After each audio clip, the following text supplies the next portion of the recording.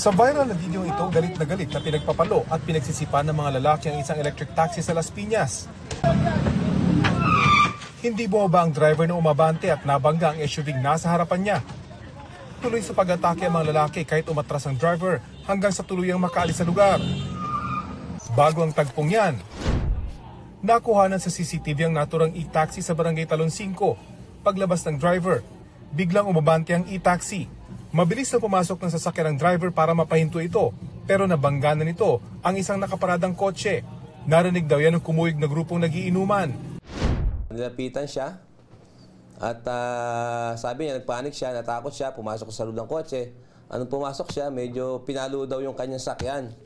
At tinatanong kung anong nangyari at nagulat siya. So ang ginawa niya, dahil nagpanik siya, natakot siya, inatras niya yung car. Ilan pang sasakyan ang nasagi ng hinahabol na driver.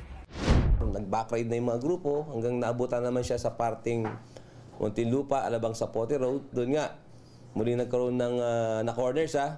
Sa kabuuan, 12 sasakyan at mga motor at isang food cart ang tinamaan ng e-taxi.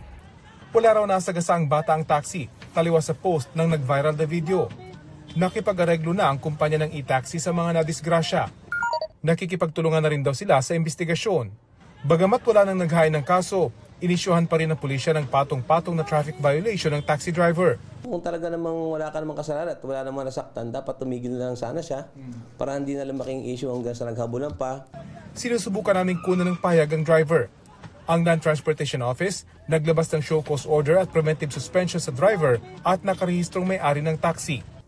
Rafi Tima nagbabalita para sa GMA Integrated News.